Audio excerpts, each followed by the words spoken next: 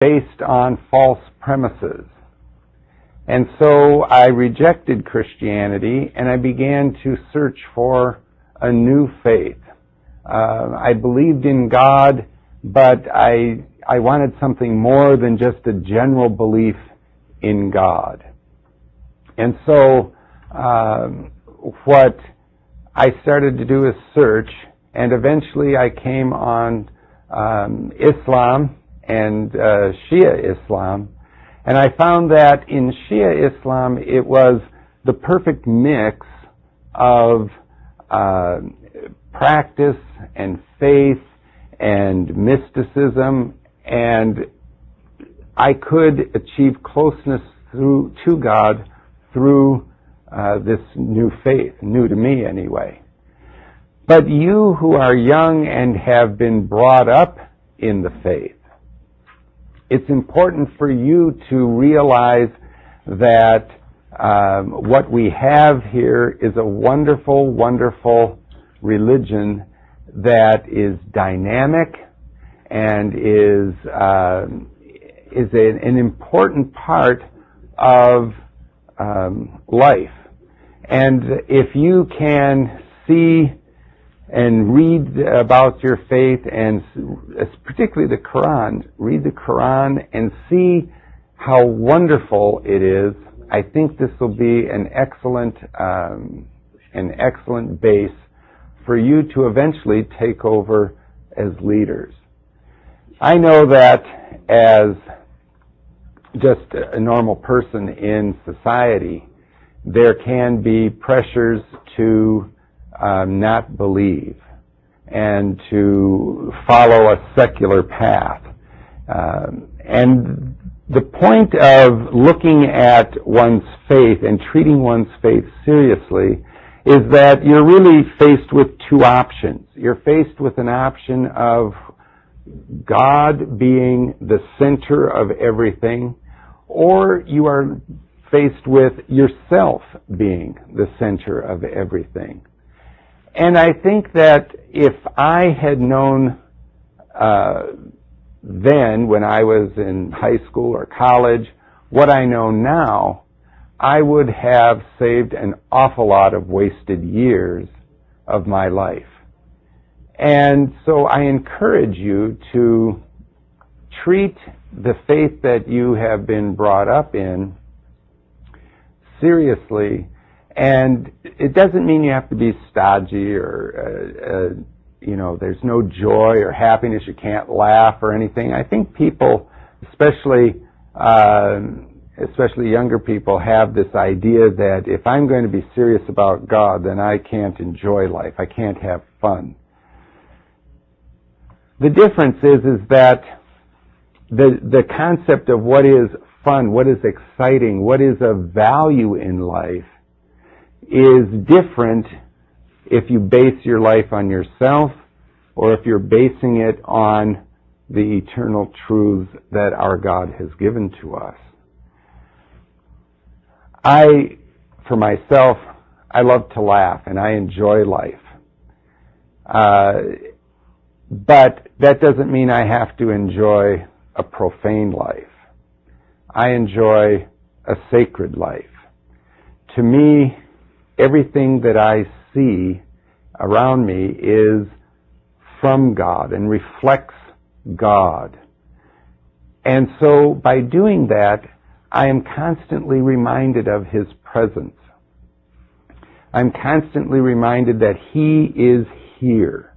He's not something way out there, but He is here, right here with me. So in a few minutes we'll be taking phone calls, and I encourage you to call in. You can ask whatever questions that you want, and I'll do my best to answer them. But I really would like to stress in these first few minutes that we need to take our faith and look at it from the perspective of truth. If you look at other systems of thought, And if you're in high school, if you're in college, or even if you've graduated from college and you're beginning a family, your life needs to have some kind of structure. It needs to have some kind of a framework. The Quran has provided that framework for us. God has told us what is of value, why He has created us, what He expects of us in order for the whole universe to function as a whole. And that is that we are to worship Him. That's why we are created, to worship Him. If we are not worshiping Him, then we are out of harmony with Him, and what we're going to experience ultimately is a deep-seated distress, a deep-seated feeling of uneasiness, of not being fulfilled. I experienced that for many, many years. I thought I had found the answer in Christianity, only to find out that in the end, that feeling of despair, discouragement returned because Christianity was not the truth. Now that I have found Islam, what I see is an ever-opening door to more and more knowledge, more and more peace, more and more satisfaction.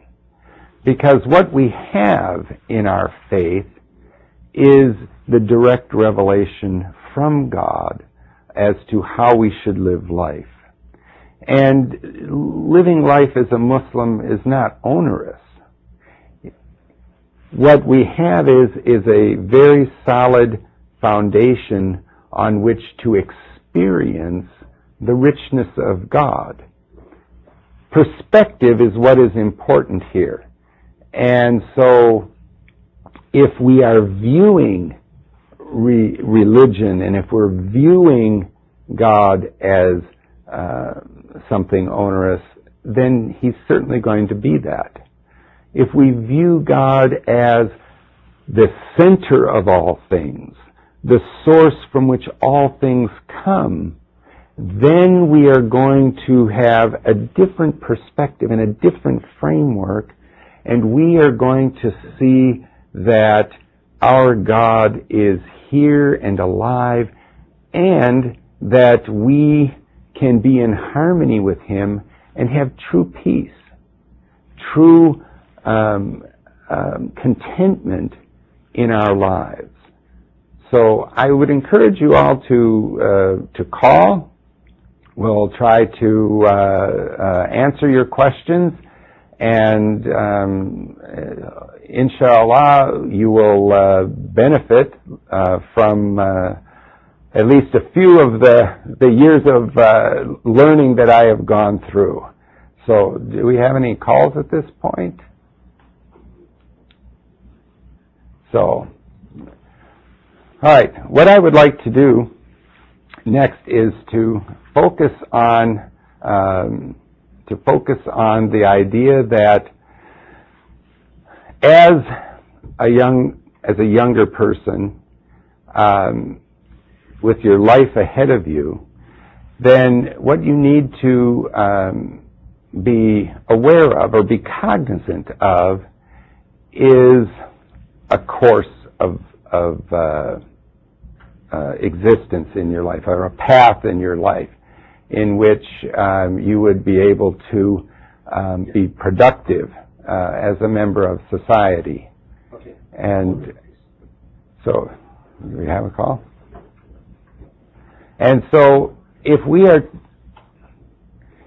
are looking at a path for us, we need to keep in mind that the Quran advises us that do we have a call? Okay. Yes, we have a call. Assalamu alaikum. Alaikum salam. Brother Chris, I Yes. want to call and thank you for your wonderful show. I have been watching and listening to you talk, and really amazing to listen to your journey and listen to your thoughts on how you came to Shia Islam. Thank you. Thank you very much. Brother Chris, I wanted to ask you a question. If you could maybe speak about the concept of the Trinity in the Christian faith. Sure. And if you had any, problems with that, or if that didn't make sense to you, because it's always been something that is on my mind when I speak to my Christian brothers and sisters.